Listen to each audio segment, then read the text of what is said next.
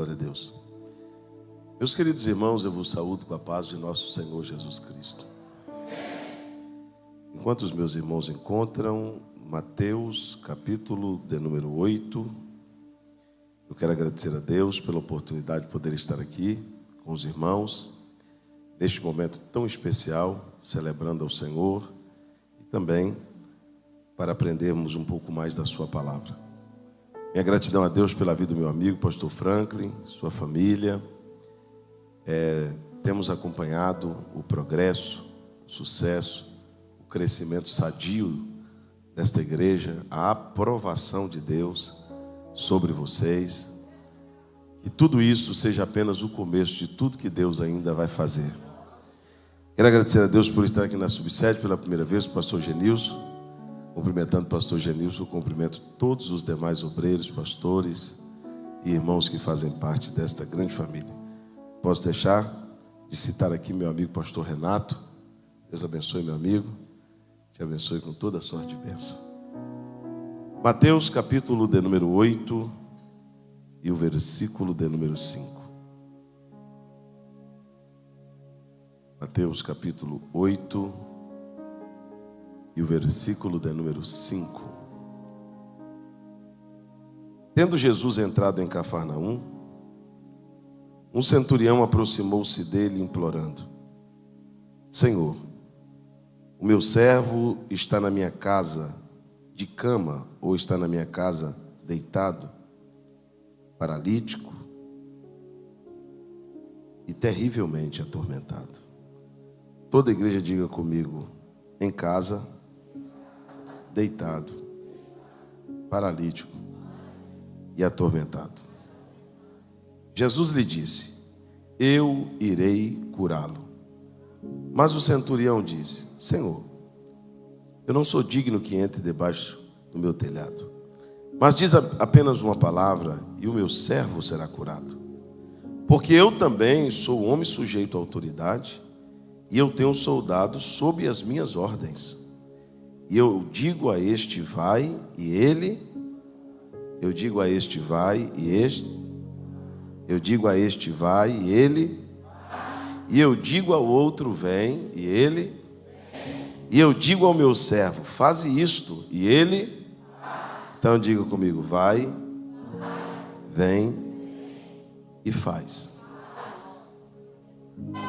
Ao ouvir isto, Jesus ficou admirado e disse aos que o acompanhavam: em verdade vos digo que nem mesmo em Israel eu encontrei tanta fé. Versículo 13. Então Jesus disse ao centurião: vai e seja conforme você crer. E naquela mesma hora o seu servo ficou curado. Amém. Pode se assentar, meus irmãos. Meus irmãos, quantos desejam ouvir a palavra de Deus? Meus irmãos, Jesus ele andava por todas as partes, fazendo bem a todos, curando os enfermos, repreendendo os demônios e libertando os oprimidos do diabo. Jesus ele era acompanhado de uma grande multidão, que segundo Pedro, essa multidão não só seguia Jesus, esta multidão também apertava e oprimia. Esta multidão que seguia Jesus dia e noite, noite e dia, a ponto de alguns textos dizerem, pastor Franklin, que Jesus não tinha tempo para comer. Em algumas ocasiões, Jesus não tinha tempo para dormir. Esta multidão sufocava Jesus. Chegar perto de Jesus era uma tarefa extremamente difícil, porque as pessoas concorriam uma vaga em volta de Jesus. Então imagina Jesus, para chegar perto de Jesus você era empurrado, chutado, tomava cotovelada, alguém te puxava, porque quem chegou queria estar ali primeiro. E esse centurião, este homem, ele toma conta de uma centúria de soldados. Ele é um homem funcionário de Roma. Ele é um homem que trabalha no alto escalão. Ele tem uma vida social, ele tem uma vida financeira estabilizada.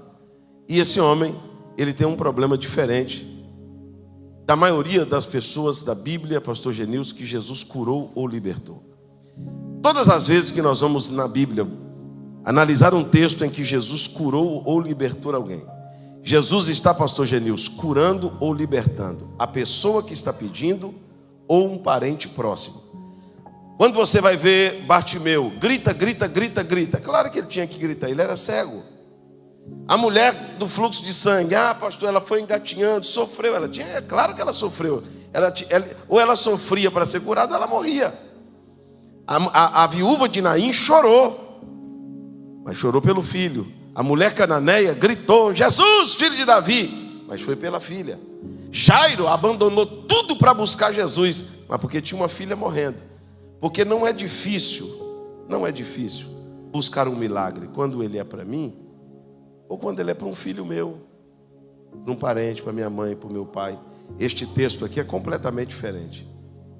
O centurião não está doente. O filho do centurião não está doente. A mulher do centurião não está doente. Quem está doente é o empregado do centurião. Olha, só me escute agora. Eu não sei se aqui quantos patrões tem aqui, quantos empregados tem aqui. Eu quero saber qual é o patrão que fecharia a empresa e iria a pé daqui em Santarém para buscar a cura de um empregado. Você tem 100 empregados, você vai largar tudo para ir buscar a cura de um funcionário. Sabe por que você não faz isso, patrão? Não é porque você é mau, é porque a fábrica não pode parar. Então é mais fácil você colocar uma placa ali e dizer assim, admite-se. Aí você pega aquele que está doente, manda para o INSS ou para o hospital, seja para onde for, e você vai colocar uma outra pessoa no seu lugar. É justo, sim ou não? É justo, é claro que é justo. Porque uma pessoa doente, ela não trabalha. Uma pessoa doente não dá lucro. Uma pessoa doente não faz a coisa andar. Esse centurião foi até Jesus, e esse homem foi um homem, que a Bíblia explicitamente diz só uma vez, porque todos os milagres que Jesus fazia, o texto diz assim, e a multidão ficava admirada, e o povo ficava admirado, porque tudo que Jesus faz deixa a gente admirado, sim ou não? Nesse texto aqui, o povo não está admirado, o centurião não está admirado. Sabe quem está admirado? Jesus. Irmão, Jesus me deixar admirado não é difícil não. Agora, o que eu posso fazer para deixar Jesus admirado? O que eu posso fazer para Jesus ficar admirado com o que eu estou fazendo? Esse homem tomou uma atitude que só Jesus tomaria. Por isso que ele deixou Jesus admirado. Primeiro, ele começa dizendo o seguinte: Senhor, eu tenho um servo. Vamos lá, todo mundo. Eu tenho um servo. Então, o homem é servo. O homem é o quê? Servo. Segundo, pastor Genilson, ele diz assim: o meu servo está em casa. Onde o servo está? Em casa. Se for trazer isso para a igreja, se for trazer isso para o ministério, se for trazer isso para a gente, os servos somos nós, sim ou não? E a casa, onde é? A igreja. Onde é a casa? Então diga para o teu irmão assim: você é um servo e você está na casa. Sim ou não? Só que ele continua, ele diz para Jesus assim: olha, eu tenho um servo, ele está na casa. Aí começa o discurso. Só que ele está deitado. Ele está o quê? Então diga para o teu irmão assim: tem gente que é servo, está na casa, mas está deitado. Agora não, eu vou perguntar só para os patrão aqui, só para quem é patrão. Você pagaria o salário de um funcionário que passa o dia deitado? Paga? Você pagaria o salário de um funcionário que passa o dia todo deitado? Irmãos, olha para mim, eu vou chegar lá, eu só preciso da tua paciência. Por que ele diz para Jesus assim: eu tenho um servo, diga comigo assim, título. Não, diga mais alto, título. Ele tinha um título de servo, sim ou não? Como eu tenho um título de pastor, você tem um de presbítero, de evangelista, de pastor, pastor presidente. Nós temos um título, temos ou não temos? O diácono, a obreira, a diaconisa. Ele estava na casa ou não? Mas estava deitado. Porque tem gente que tem um título, tem gente que está na casa, mas está deitado. Quem está deitado, ou está cansado, ou está doente, ou está com preguiça. Diga para o teu irmão assim: se você estiver deitado, ou está cansado, ou está doente, ou está com preguiça. Então eu só não vou dizer o que é, porque eu não sei. Você tem que saber porque você está deitado. Tem gente que está deitado por preguiça, sim ou não? Tem gente que está deitado porque está cansado. Tem gente que está deitado porque está doente. Aí ele olha para Jesus e diz: olha, o meu servo está em casa deitado. Porque o diabo, pastor Franco, ele descobriu uma coisa. Satanás, não foi Jesus não, foi Satanás que descobriu. Ele não precisa tirar o título e nem precisa tirar da casa. Não precisa. Pastor, o diabo vai me tirar do altar. Não, para que tirar você do altar? É só deitar você no altar, ué. Pastor, o diabo vai me tirar do louvor. Vai nada, é só fazer você deitar no louvor. Pastor, o diabo vai me tirar do conjunto. Vai nada, para que tirar você do conjunto? Ele faz você continuar com o título. Ele deixa você continuar na casa, mas olha para você e diz assim: continua deitado, preguiçoso. Continua deitado, doente. Continua deitado, cansado. Olha aqui para mim, irmãos.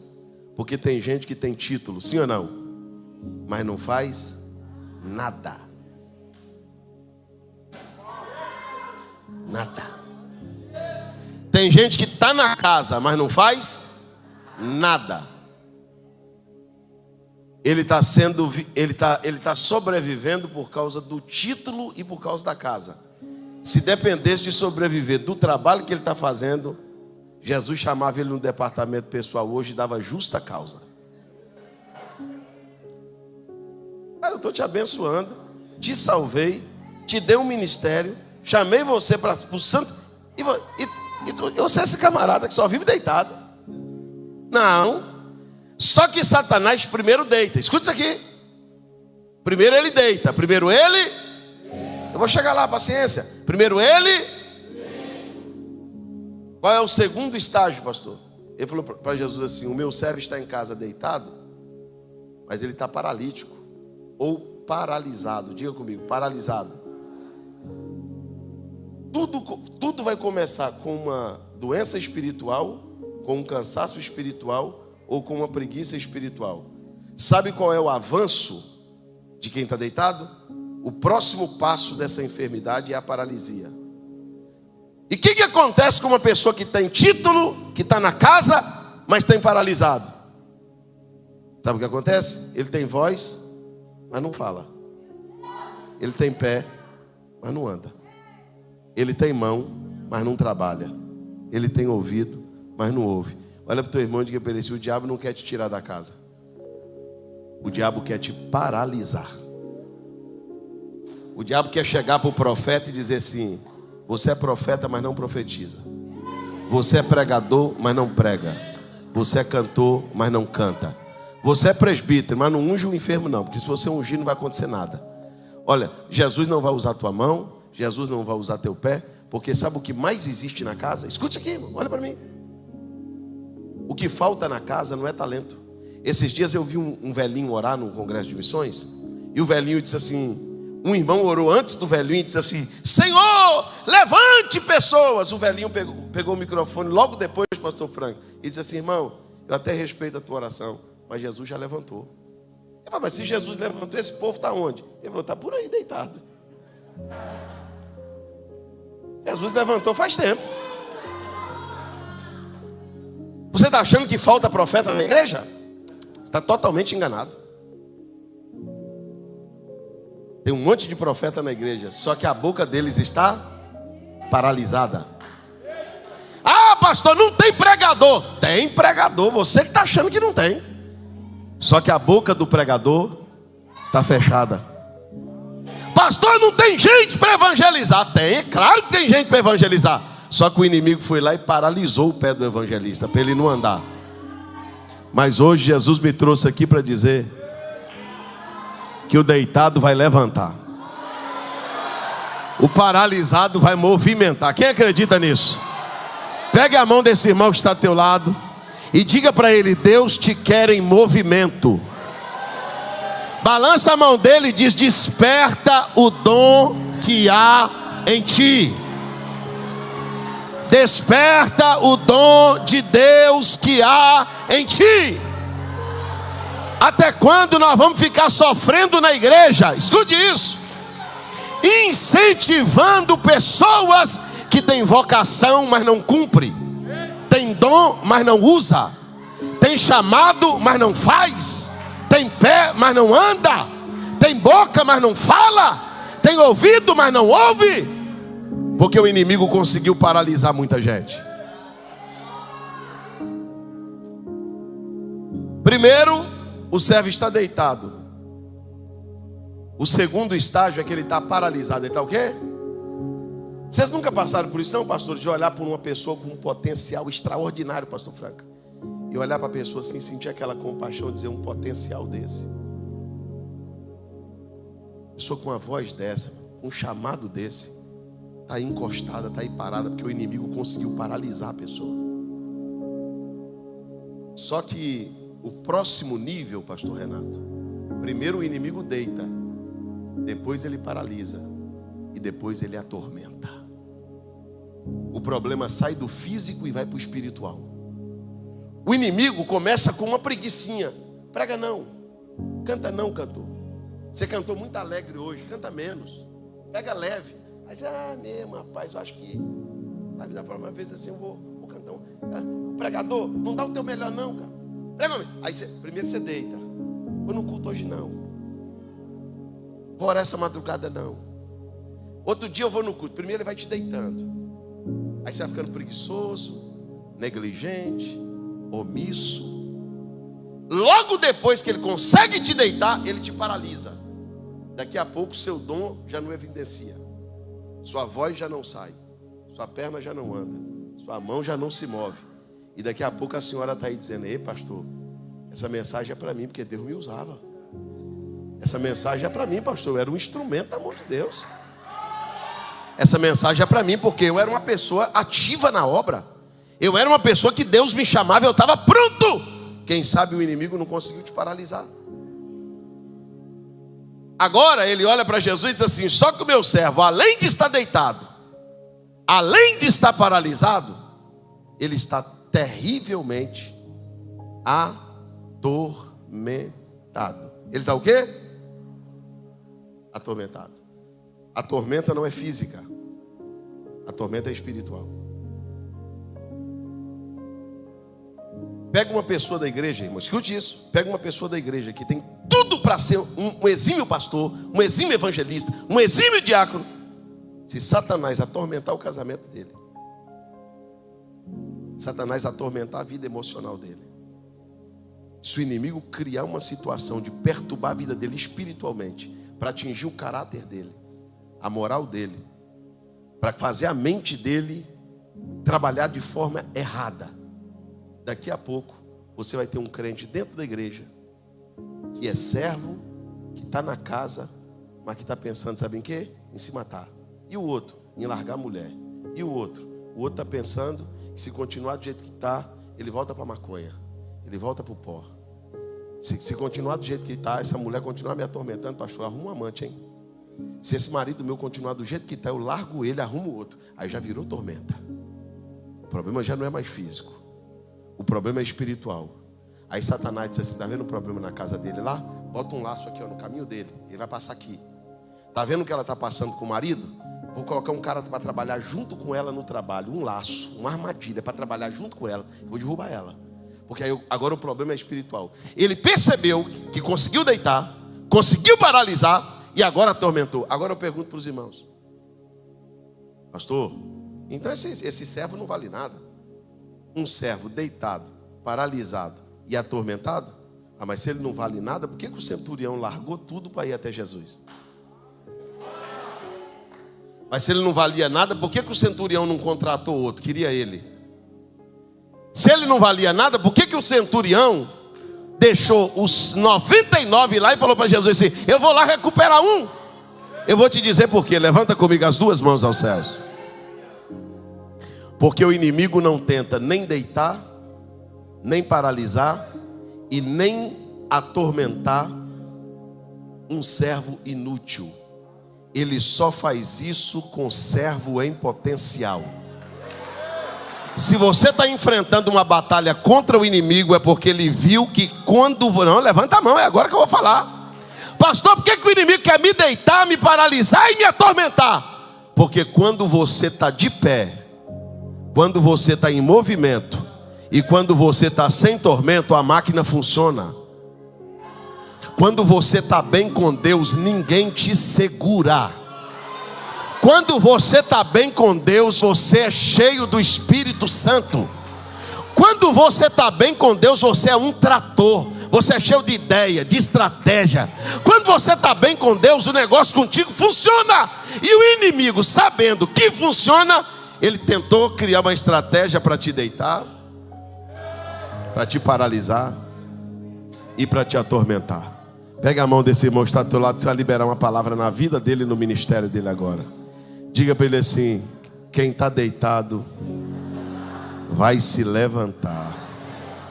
Quem está paralisado, balança o braço dele assim, diga assim: vai se movimentar. Não, mano, aproveita desse momento para dizer para ele assim: o inimigo não vai calar tua voz, nem vai parar teus pés, nem vai segurar suas mãos. Não vai. O inimigo não vai conseguir deixar você na cama parado, porque Jesus está dizendo: eu vou te levantar. Se tem alguém que acredita nessa palavra, levante as tuas mãos e dê glória a Deus. Se alguém me perguntasse agora, pastor Genilson, pastor Moisés, o que Jesus vai dar essa noite? Olha para o teu irmão e diga assim: Jesus vai dar alta. Essa noite Jesus vai dar alta. Jesus vai assinar a alta do paciente e vai dizer: levanta, movimenta, a tormenta foi embora, volta a cantar, volta a pregar, volta a evangelizar, volta a profetizar, volta a fazer a obra, volta para o altar. Levanta a tua mão e dá glória a Deus. Deus não vai deixar você nesta situação. Agora,